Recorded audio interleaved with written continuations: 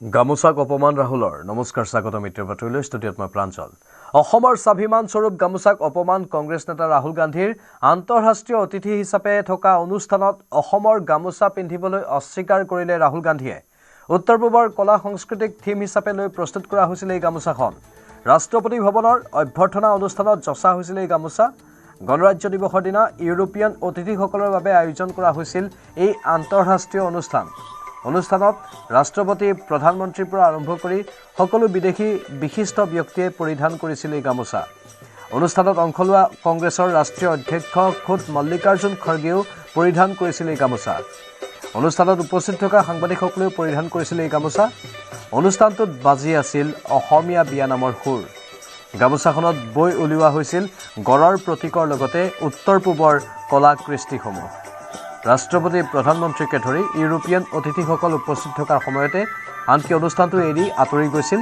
লোকসভাৰ বিৰোধী দলপতিজন অসমৰ প্ৰতি দেখুওৱা মনোভাৱৰ বাবে ৰাহুল গান্ধীক সমালোচনা মুখ্যমন্ত্ৰীৰ সামাজিক মাধ্যমত ৰাহুল গান্ধীক চোকা ভাষাৰে সমালোচনা মুখ্যমন্ত্ৰীৰ ৰাষ্ট্ৰপতি ভৱনত এক অনুষ্ঠানত ৰাহুল গান্ধীয়ে প্ৰদৰ্শন কৰা এই মনোভাৱে সৃষ্টি কৰিছে আন এক বিতৰ্কৰ ৰাষ্ট্ৰীয় পৰ্যায়ৰ কেইবাগৰাকীও নেতাই সমালোচনা কৰে ৰাহুল গান্ধী ইউৰোপীয়ান অতিথিসকলক পৰিধান কৰা হৈছিল উত্তৰ পূবৰ কৃষ্টি সংস্কৃতিৰে উদ্ভাসিত গামোচা এই গামোচাত আছিল কাজিৰঙাৰ এশিঙীয়া গড়ৰ লগতে সত্ৰীয়া নৃত্য সমগ্ৰ গামোচাখনৰে নিৰ্মিত আছিল জাতীয় পতাকাৰ তিনি বৰণেৰে সমগ্ৰ অনুষ্ঠানটোৰে থিম আছিল উত্তৰ পূবক লৈ অনুষ্ঠানৰ সময়ত বাজি আছিল অসমৰ বিয়া নামকে ধৰি উত্তৰ পূবৰ বিভিন্ন গীত ৰাষ্ট্ৰপতি ভৱনত অনুষ্ঠিত এই অনুষ্ঠানত অন্তৰ্ভুক্ত আছিল বাগৰুম্বাকে ধৰি উত্তৰ পূবৰ বিভিন্ন নৃত্য আৰু গান अनूठी बिच्छू बूटी यानी नेटल फैब्रिक से बुना कपड़ा और कढ़ाई मेघालय की ग्रीन बैम्बू वीविंग असम का गोगोना त्रिपुरा का पूर्वोत्तर के हैंडीक्राफ्ट और हैंडलूम के बेहतरीन उदाहरण हैं आज एट होम के अवसर पर राष्ट्रपति भवन में प्रवेश करते ही आप पूर्वोत्तर राज्यों के साउथ कोर्ट एंट्रेंस पर फूलों से सजे केन पिकॉक ने आपका ध्यान अपनी तरफ आकर्षित किया होगा तो दूसरी तरफ नॉर्थ कोर्ट एंट्रेंस पर भारत और साउथ कोर्ट्स में कच्चे बांस और फूलों से बना जियोमेट्रिक वॉल्स है तो बहुत सिंपल लेकिन देखने में बहुत ही आकर्षक दोनों कोर्ट्स के बीच पूर्वोत्तर की ज्वेलरी पॉटरी हेडगियर्स बास्केट और मास्क देखकर भी आपके कदम गेट नंबर 7 के एंट्रेंस के साथ ही हमने आपके जिसे नॉर्थ ईस्ट के कुआना ग्रास बास्केट और फूलों से डेकोरेट किया गया है गेट नंबर 7 के केब में भी आपको पूर्वोत्तर के कुछ प्लेट और लॉन्ग पी पॉटरी यहां बना राइनो और काफ स्टैच्यू तो दूर से ही नजर आता है दरअसल ये असम और पूर्वोत्तर की जैव विविधता के प्रतीक हैं आप तो जानते ही हैं असम का काजीरंगा नेशनल पार्क एक सींग वाले राइनोस का घर है जहां राइनोस की देश के तिरंगे का रंग भी शामिल हो उसकी झलक आपको 3 रंगों वाले हमारे फ्रूट इंस्टॉलेशन में मिली होगी जिसमें नॉर्थ ईस्ट के ऑर्किड और जीआई टैग भावी की है बल्कि आवश्यक है ये इस प्रांगण में पूर्वोत्तर के 8 राज्यों के लोक कलाकारों की टोलियां अपनी अपनी आकर्षक प्रस्तुतियों का रंग बिखेर रही हैं और आप सभी का स्वागत कर रही हैं Indian Congress Party have hate and they have complete derision for Northeast and therefore first his family ignored the Northeast kept it aloof from development, from mainstream for the last 65-70 years and now he is ignoring the culture of Northeast. When at the President's at-home reception, President of India, Draupadi Murmu ji, coming from the Adivasi Samaj, requested Rahul Gandhi to sport the Northeast Gamosa Patka, which was the theme of the entire program. He refused despite the President requesting him twice. He does not respect constitutional position. He does not respect Adivasi Samaj's first president and he hates the Northeast culture so much that he refused the Gamosa. Even when he goes for programs in Assam, he does not take the Gamosa. He refuses it. He removes it. We have seen how his family has also hated the Northeast, particularly Assam. They bombed Northeast in the 1960s. They wanted to give up Assam to China. They always have kept Northeast away from development. They kept it in bombs and blockades. We have seen the manner in which the Bharat Jodo Yatra picture of Rahul Gandhi cut off Assam from the map of India. অব্যাহত আছে bank বিষয়া কৰ্মচাৰীৰ 5দিনীয়া কৰ্মসপ্তাহৰ দাবী শ্ৰম আয়োগৰে হোৱা আলোচনাত নাপালে bank কৰ্মচাৰীসকলে সুফল ইয়াৰ পিছতে বেংক কৰ্মচাৰীসকলে 27 জানুৱাৰীৰ পৰা অৱস্থান ধৰ্মঘট ৰূপায়ণ কৰাৰ হুংকাৰ প্ৰদান কৰিছে বেংক কৰ্মচাৰীসকলে অনিৰ্দিষ্টকালীন ধৰ্মঘট ৰূপায়ণৰ হুংকাৰ প্ৰদান কৰিছে যাক লৈ যথেষ্ট চিন্তাৰ সৃষ্টি হৈছে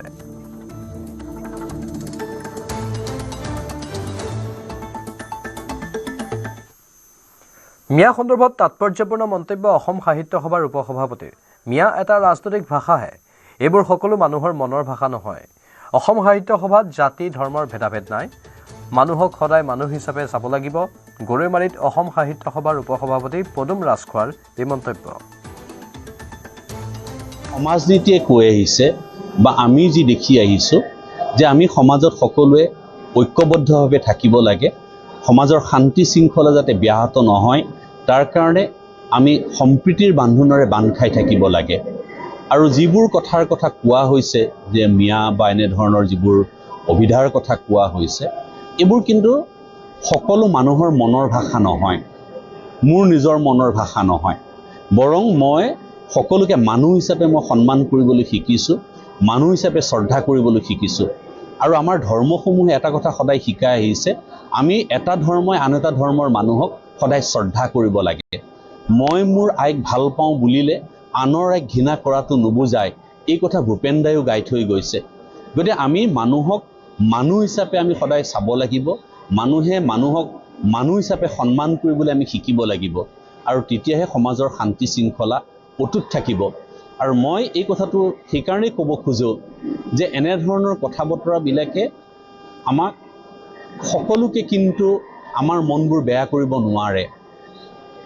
কৰিব নোৱাৰে কাৰণেই আজি আমি এই গৰৈমাৰী শাখাৰ এই কাৰ্যসূচীলৈ আমি আজি আহিছোঁ আৰু অসম সাহিত্য সভাৰ কথাটো এনে ধৰণৰ জুবিন গাৰ্গে কোৱাৰ ধৰণে যে আমাৰ কোনো ভাষা নাই আমাৰ কোনো জাতি নাই আমাৰ কোনো ধৰ্ম নাই অসম সাহিত্য সভাৰ মজিয়াত সকলো ধৰ্ম সকলো ভাষা সকলো জাতি জনগোষ্ঠীৰ সমান স্থান আছে আৰু সমান স্থান আছে কাৰণে অসম সাহিত্য সভাত এতিয়ালৈকে মফিজুদ্দিন আহমদ হাজৰিকা মইদুল ইছলাম বৰা বা ইমৰান শ্বাহ এনেধৰণে সৈয়দ আব্দুল মালিক এইসকলে কিন্তু অসম সাহিত্য সভাৰ আটাইতকৈ সন্মানীয় পদত তেখেতসকল অধিষ্ঠিত হৈছে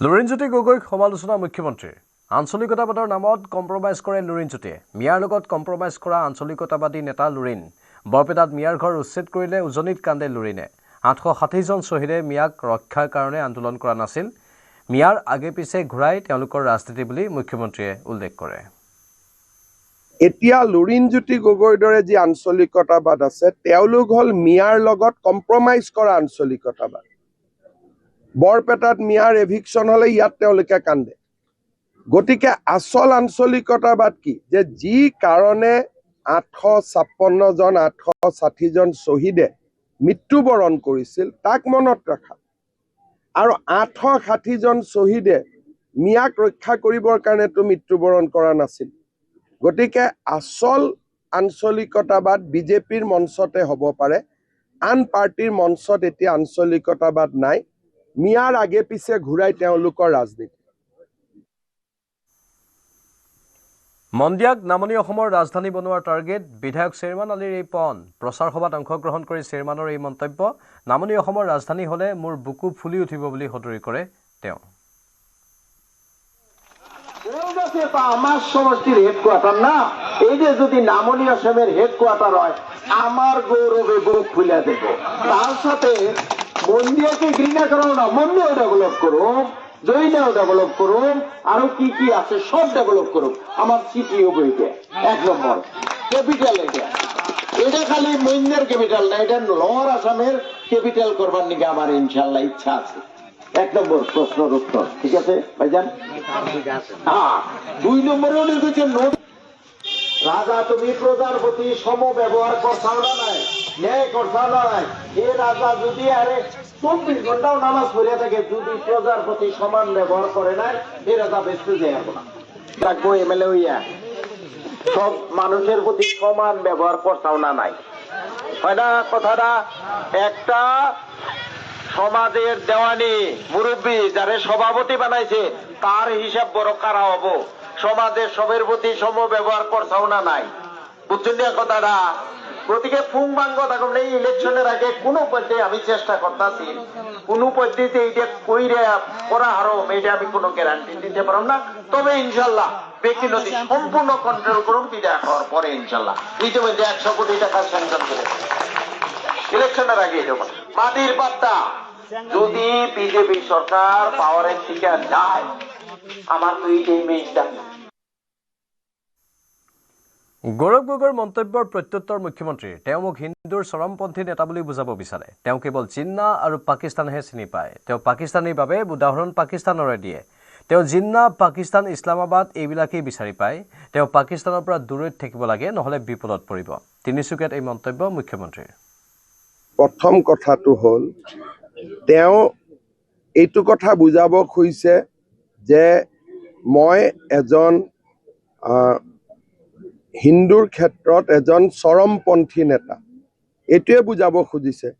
গতিকে মোৰ এইটো কথাত কওঁতে মোৰ কোনো আপত্তি নাই, কিন্তু তেওঁ নিজে পাকিস্তানীৰ কাৰণে উদাহৰণটো পাকিস্তানী লৈ আহিলে। যদি এটা বেলেগ উদাহৰণ দিলেহেঁতেন মই তেওঁক ধন্যবাদে জনালোহেঁতেন, কিন্তু তেওঁ উদাহৰণটো তেওঁ জিন্না, পাকিস্তান, ইছলামাবাদ এইবিলাকেই বিচাৰি পায়। গতিকে তেওঁ অলপ, মই এইটোকে ক'ম, তেওঁ অলপ পাকিস্তানৰ পৰা দূৰত থাকিব লাগে, নহ'লে কেতিয়াবা তেওঁৰ দিগদাৰী হ'ব। মই ইমান ক'ম আৰু বেলেগ নকওঁ আৰু আজি। প্ৰথম কথাটো হ'ল তেওঁ এইটো কথা বুজাব খুজিছে যে মই এজন হিন্দুৰ ক্ষেত্ৰত এজন চৰমপন্থী নেতা, এইটোৱে বুজাব খুজিছে। গতিকে মোৰ এইটো কথাত কওঁতে মোৰ কোনো আপত্তি নাই, কিন্তু তেওঁ নিজে পাকিস্তানীৰ কাৰণে উদাহৰণটো পাকিস্তানী লৈ আহিলে। যদি এটা বেলেগ উদাহৰণ দিলেহেঁতেন মই তেওঁক ধন্যবাদে জনালোহেঁতেন, কিন্তু তেওঁ উদাহৰণটো তেওঁ জিন্না, পাকিস্তান, ইছলামাবাদ এইবিলাকেই বিচাৰি পায়। গতিকে তেওঁ অলপ, মই এইটোকে ক'ম, তেওঁ অলপ পাকিস্তানৰ পৰা দূৰত থাকিব লাগে, নহ'লে কেতিয়াবা তেওঁৰ দিগদাৰী হ'ব। মই ইমান ক'ম আৰু বেলেগ নকওঁ আৰু আজি। শংকৰজ্যোতি বৰুৱাৰ বিজেপিত যোগদানক লৈ মুখ্যমন্ত্ৰীৰ প্ৰতিক্ৰিয়া। তেওঁ এজন উদীয়মান ছাত্ৰ নেতা, তেওঁৰো এটা বেয়া সময় আছিল, জীৱনত ঘাত প্ৰতিঘাত থাকি। দলীয়জনত তেওঁ যথেষ্ট সামাজিক কাম কৰিছে। বিজেপিত থাকিও অসমীয়া জাতিৰ স্বাৰ্থ তেওঁ সুৰক্ষিত কৰিব পাৰিব। বৰুৱা এজন উদীয়মান ছাত্ৰ নেতা, জীৱনত ঘাত প্ৰতিঘাত এটা থাকে, এটা বেয়া সময় আছিলে বা মানুহৰ এটা পৰ্যায় থাকে, কিন্তু ছাত্ৰ সন্থাৰ সাধাৰণ সম্পাদক হিচাপে বা মই দুলীয়াজানতো দেখিছোঁ যে যথেষ্ট সামাজিক কাম কাজ তেওঁ কৰে বা কৰিব যত্ন কৰে। বিজেপিত যোগদান কৰিছে আৰু বিজেপি, মই ভাবোঁ যে বিজেপিত থাকি অসমৰ স্বাৰ্থ সুৰক্ষিত কৰাৰ আটাইতকৈ সোণালী সুযোগ।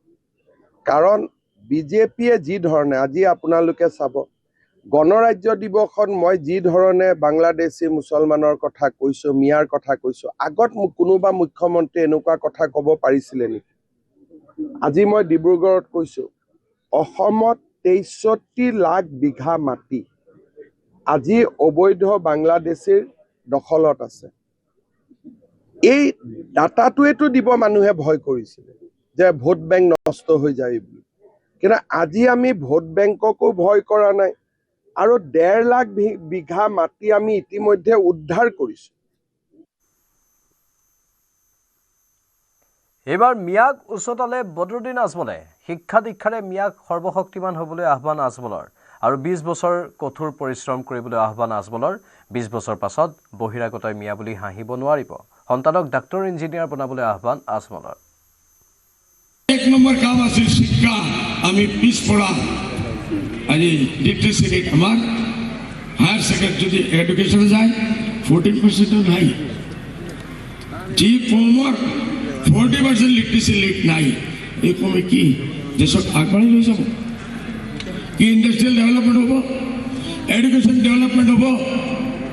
আমি আমাৰ ল'ৰা ছোৱালী আহক আপোনালোকে ঠেলা চলাই আছে কোনো পাপ নহয় ৰিক্সা চলাই আছে কোনো পাপ নহয় মাটি কাটি নিজৰ আলাদক আপোনালোকে শিক্ষা দি আছে সেইটোৰ কাৰণে মই আপোনালোকক চালাম কৰিছোঁ আমি আৰু কিছুদিন মেহনত কৰিব লাগে বেছি নাই অনলি 20 years আপোনালোকে মেহনত কৰক নিজৰ আলাদৰ কুৰবানী দিয়ক আপোনাৰ আলাদ কালি সাইন্টিষ্ট হ'ব লাগে অসমত কালি ডাউন অফিচাৰ হ'ব লাগে কালি সাইন্টিষ্ট হ'ব লাগে এডুকেশনিষ্ট হ'ব লাগে আপোনাৰ ডক্টৰ হ'ব লাগে ইঞ্জিনিয়াৰ হ'ব লাগে কালি 20 বছৰ পিছত কোনো এজনে বহিৰাগত আহি আপোনালোকক মিয়া বুলি ক'ব নোৱাৰে আজি মিয়া বুলি গালি দি আছে আপোনাক শিক্ষিত হওক এডুকেশ্যনৰ ওপৰত যাওক আসমানত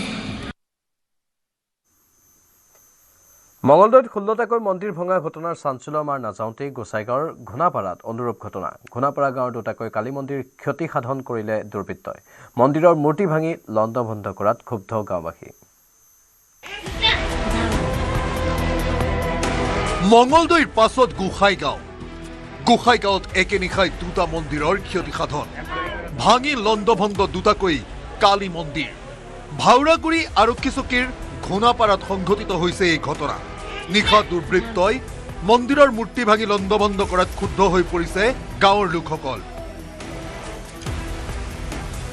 আমাৰো বহুত মানে দুখ লাগিছে এনেকুৱা যদি কোনোবা দুষ্কৃতিকাৰী কৰিছে এনেকুৱা কৰিব নালাগে যিমানখিনি পাৰোঁ দুষ্কৃতিকাৰী কৰায়ত্ব কৰিবলৈ আমি চেষ্টা কৰিম আৰু ইয়াতো আমি এতিয়া যিহেতু এইটো কিমান ৰিম'ট এৰিয়া আপুনিতো দেখিছে এইফালেতো আগত ৰাস্তাই নাই তথাপিও আমি এলেকাত পেট্ৰলিং অলপ বঢ়াই দিয়াৰ ব্যৱস্থা কৰিম মই এটাই আহ্বান জনাইছোঁ যে ঘটনাটোতো কোনে কৰিছেতো আমিও নাজানো বা তেওঁলোকেও এতিয়ালৈকে গম পোৱা নাই কিন্তু যি নহওক মানে সকলোৰে মাজতে শান্তি সম্প্ৰীতি বজাই থাকিব লাগে আৰু মন্দিৰটো অলপ তেওঁলোকে ভালকৈ চোৱা চিতা কৰিব লাগে গাঁৱৰ দুইমূৰে থকা 2টা কালী মন্দিৰ দুৰ্বৃত্তই ক্ষতি সাধন কৰাৰ ঘটনাৰ পাছতেই উপস্থিত হয় আৰক্ষী ভগ্ন মূৰ্তি 2টা আৰক্ষীয়ে কাপোৰেৰে ঢাকি আৰম্ভ কৰে ঘটনাৰ তদন্ত এই ঘটনাক লৈ সমগ্ৰ অঞ্চলটোত চেপা উত্তেজনাই বিৰাজ কৰিছে শান্তি সম্প্ৰীতি বিঘ্নিত কৰিবৰ বাবেই কোনো দুষ্কৃতিকাৰীয়ে এনে ঘটনা সংঘটিত কৰাৰ সন্দেহ স্থানীয় লোকৰ তো আমাৰ এইটো যিয়ে নকৰো কিয় কালপিতজনক ধৰিব লাগে অতি সোনকালে কঠোৰকৈ কঠোৰ শাস্তি দিব লাগে আৰু এনেকুৱা ঘটনা যাতে কৰিব সাহস নাপায় যিয়ে নহওক কিয় যদি নোলায় তো এইটো নেক্সটত যায় কি হ'ব আৰু আগন্তত যায় আৰু সাহসখিনি বাঢ়ি যাব উল্লেখযোগ্য যে মঙলদৈত 16টাকৈ মন্দিৰ ভঙা ঘটনাৰ চাঞ্চল্য মাৰ নাযাওঁতেই গোসাইগাঁৱৰ ঘোনাপাৰাত সংঘটিত অনুৰূপ ঘটনাই অঞ্চলটোত সৃষ্টি কৰিছে উত্তেজনাৰ এই ঘটনাৰ উচিত তদন্ত কৰি দুৰ্বৃত্তক বিচাৰি উলিয়াবলৈ দাবী জনাইছে গোসাইগাঁৱৰ ঘোনাপাৰাৰ লোকে bureau report news 18 Assam North East হাইলাকান্দিৰ কাটলিচেৰাত ভয়ংকৰ ঘটনা দাৰে ঘপিয়াই ব্যৱসায়িক হত্যাৰ অপচেষ্টা কৰিলে দুৰ্বৃত্তই এই ঘটনাত গুৰুতৰভাৱে আহত হয় ব্যৱসায়ী ৰিংকু চৌধুৰী ঘটনাক কেন্দ্ৰ কৰি কাটলিচেৰা এলেকাত অব্যাহত আছে চাঞ্চল্য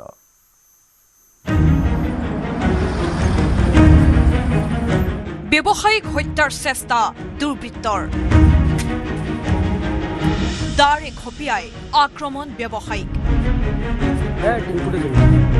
গণতন্ত্ৰ দিৱসৰ প্ৰাক নিশা হাইলাকান্দিৰ কাটলিচেৰাত সংঘটিত হৈছে ভয়াৱহ ঘটনা দুৰ্বৃত্তৰ আক্ৰমণত গুৰুতৰভাৱে আঘাতপ্ৰাপ্ত হৈছে কাটলিচেৰাৰ ব্যৱসায়ী ৰিংকু চৌধুৰী মায়াজ্যোতি ৰেষ্টুৰেণ্ট আৰু ৰিংকু হোটেলৰ স্বত্বাধিকাৰী ৰিংকু চৌধুৰীক দুৰ্বৃত্তই আক্ৰমণ কৰি ক্ষান্ত নাথাকি লণ্ডভণ্ড কৰে ব্যৱসায়িক প্ৰতিষ্ঠানো মূৰত গুৰুতৰভাৱে আঘাত পোৱাত সংকটজনক অৱস্থাত শিলচৰ চিকিৎসা মহাবিদ্যালয়ত ভৰ্তি কৰোৱা হয় লোকজনক পুৰণি শত্ৰুতাৰ বাবে ৰিংকু চৌধুৰীক আক্ৰমণৰ অভিযোগ তুলি স্থানীয় গোপী দেৱ সহ 5গৰাকী ব্যক্তিৰ বিৰুদ্ধে কাটলিচেৰা আৰক্ষী চকীত গোচৰ ৰুজু কৰিছে পৰিয়ালৰ লোকে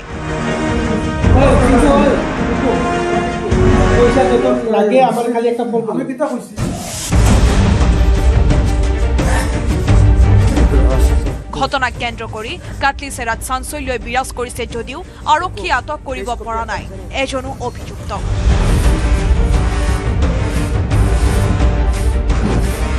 হাইলাকান্দিৰ পৰা ৰাহুল চক্ৰৱৰ্তীৰ report news 18 Assam North east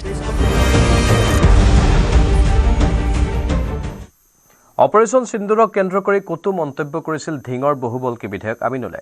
উদ্ভট কথা কৈ ৰঙাঘৰৰ বগা ভাত খোৱা আমিনুলৰ আকৌ এবাৰ স্পৰ্ধা। বন্দে মাতৰম মুছলমান প্ৰধান বিদ্যালয়ত গোৱাত আপত্তি আমিনুলৰ। বন্দে মাতৰম গোৱাত আপত্তি আমিনুল ইছলামৰ। বন্দে মাতৰম গালে মহাপাপত পৰিব আমিনুল। আটাইতকৈ ডাঙৰ গুণা ইছলাম ধৰ্মত আটাইতকৈ ডাঙৰ কবিৰা গুণা বুলি কয়, আটাইতকৈ ডাঙৰ মহাপাপ। আমিনুলৰ মতে বন্দে মাতৰম গাবলৈ দিয়াটো ইছলাম ধৰ্মৰ ওপৰত হস্তক্ষেপ। এই গীতটো গাই পেলাই আপলোড কৰিব দিয়াটো এইটো এক হিচাপে ইছলাম ধৰ্মৰ ওপৰত এটা হস্তক্ষেপ। পুনৰ এবাৰ সংবিধানৰ সৈতে ধৰ্মীয় গোৰামিক একাকাৰ AIUDFৰ বিধায়কৰ। অপাৰেশ্যন সিন্দুৰক কেন্দ্ৰ কৰি কটু মন্তব্য কৰিছিল ধিঙৰ বহুবল্কী বিধায়ক আমিনুল ইছলামে। উদ্ভট কথা কৈ ৰঙা ঘৰৰ বগা ভাত খাবলগীয়া হৈছিল আমিনুল ইছলাম নামৰ এইগৰাকী বিধায়কে। সৌ সিদিনালৈকে কাৰাগাৰৰ চাৰিবেৰৰ মাজত থাকি ওলাই আহিয়েই আমিনুলে আকৌ বিয়পালে কৰল। মুছলমান শিক্ষাৰ্থী থকা বিদ্যালয়ত গাব নালাগে বন্দে মাতৰম। এইটো অপশ্যনেল দিব লাগে, য'ত য'ত বন্দে মাতৰম য'ত হিন্দু বা অন্য ধৰ্মৰ শিক্ষাৰ্থীসকল আছে তেওঁলোকে গাব পাৰে, আৰু য'ত সকলো মুছলমান শিক্ষাৰ্থী আছে তাত অপশ্যনেল। নগাঁও জিলা চক্ৰৰ শিক্ষা বিভাগৰ পৰিদৰ্শকৰ কাৰ্যালয়ৰ পৰা গণতন্ত্ৰ দিৱসৰ পূৰ্বে জাৰি কৰা হৈছিল এক নিৰ্দেশনা। বন্দে মাতৰমৰ 150 বছৰৰ কাৰ্যসূচীৰ লগত সংগতি ৰাখি ৰাষ্ট্ৰীয় সংগীতৰ লগতে বন্দে মাতৰম সকলো শিক্ষানুষ্ঠানতে পৰিৱেশন কৰিবলৈ প্ৰেৰণ কৰা হৈছিল জাননী। গণতন্ত্ৰ দিৱসৰ পুৱা ৰাষ্ট্ৰীয় সংগীত আৰু বন্দে মাতৰম পৰিৱেশন কৰি চৰকাৰী পৰ্টেল www.vandemaataram150.in আপলোড কৰিবলৈ কোৱা হৈছিল। সেই কথাতে নাৰাজ হ'ল দেশদ্ৰোহিতাৰ গোচৰত জেল খোৱা আমিনুল। আল্লাহৰ বাণীৰ দোহাই দি আমিনুলে দৰ্শালে আপত্তি। ইছলাম ধৰ্মৰ যিটো ধৰ্মগ্ৰন্থ কোৰআন শ্বৰীফত আল্লাহ তালাই কৈছে যে একমাত্ৰ আল্লাহৰ বাহিৰে অন্য কোনো উপাস্যক উপাসনা কৰিব নোৱাৰি বা তেওঁলোকৰ বন্দনা কৰিব নোৱাৰি। আমিনুলৰ দাবী আল্লাহৰ বাহিৰে আনক বন্দনা কৰাটো গুনাহ, আনক উপাসনা কৰাটো হ'ব মুছলমানৰ বাবে মহাপাপ। আটাইতকৈ ডাঙৰ গুণা ইছলাম ধৰ্মত আটাইতকৈ ডাঙৰ কবিৰা গুণা বুলি কয়, আটাইতকৈ ডাঙৰ মহাপাপ আল্লাহৰ বাহিৰে অন্য কাৰোবাক শ্বৰীক কৰা বা আল্লাহৰ লগত শ্বৰীক কৰা। বিধায়ক আমিনুলে দোহাই দিলে সংবিধানৰ। আমিনুলৰ মতে বন্দে মাতৰম গোৱাটো ইছলাম ধৰ্মৰ ওপৰত হস্তক্ষেপ। আমি ভাবোঁ গণতন্ত্ৰৰ পৰিপন্থী, ভাৰতৰ সংবিধানৰ পৰিপন্থী। গতিকে এই বিষয়টো বাধ্যতামূলক কৰাটো কোনো পধ্যেই ভাৰতৰ গণতান্ত্ৰিক ভাৰতৰ সাংবিধানিক ৰীতি নীতি মতে এইটো বৈধ নহয়। আমিনুলৰ এই উচতনিমূলক মন্তব্যৰ বিৰুদ্ধে প্ৰতিক্ৰিয়া সৰ্বত্ৰ। অৱশ্যে আমিনুলে আপত্তি কৰিলেও শিক্ষা পৰিদৰ্শকৰ নিৰ্দেশ আখৰে আখৰে পালন হ'ল বিদ্যালয়সমূহত। আমিনুলৰ এনে আপত্তিক কেন্দ্ৰ কৰি কি ব্যৱস্থা বিভাগীয় কৰ্তৃপক্ষই গ্ৰহণ কৰে সেয়া হ'ব লক্ষণীয়। ৰূপহীহাটৰ পৰা Muzammil Haque report, news 18 Assam North East. দেশৰ পৰিধি পাৰ কৰি বিদেশতো জনপ্ৰিয় অসমৰ চাহ। উজনিৰ চাহ উদ্যোগৰ তুলনাত আন ঠাইত নাই চাহৰ ব্যৱসায়। সেই নোহোৱাখিনি হোৱা কৰাৰ প্ৰয়াস বজালিৰ এজন যুৱক মিণ্টু ৰণা পাটগিৰিৰ। কি কি ৰঙৰ চাহ দেখিছে আপুনি? ভিন্ন ৰঙৰ ভিন্ন আৰ্হিৰ এই চাহ। চাহৰ বাবে অসমৰ খ্যাতি বিশ্বব্যাপী। অসমৰ চাহে বিশ্ব মানচিত্ৰত লাভ কৰিছে সুকীয়া পৰিচয়।